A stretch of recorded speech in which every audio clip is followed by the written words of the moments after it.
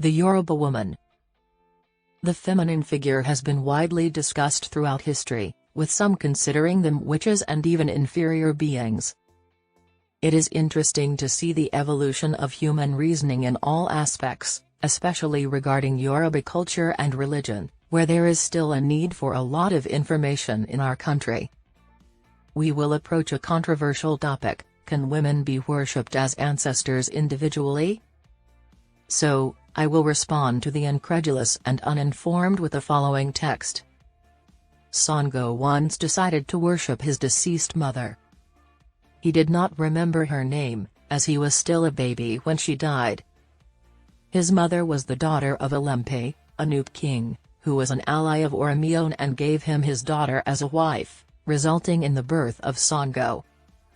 He designated 2 slaves, one from the Tapa people and the other from the Hausa people, to go to the Nupe land and offer a cow and a horse as sacrifices to his mother.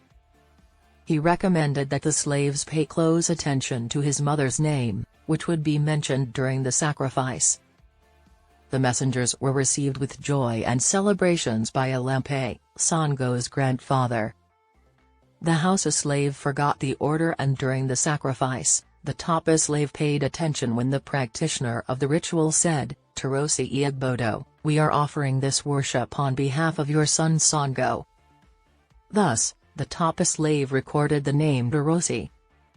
Upon returning, the Tapa slave was honored and rewarded, while the Hausa slave was punished with 120 razor cuts spread all over his body.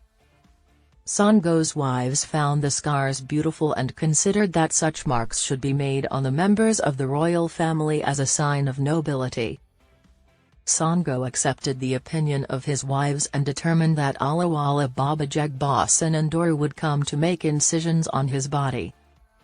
However, he could not bear anything beyond 2 longitudinal cuts made on each arm, from the shoulders to the wrists, thus receiving the title of Akio. When he decided to take over Oyokoro, he sent the Hausa slave to King Oloyokoro to display such beautiful scars. The king and his ministers wanted the scars to be made on them as well, and called Osun and Oru to make them. 3 days after the scars had been made, while the king and his ministers had sore bodies, Sango attacked and won.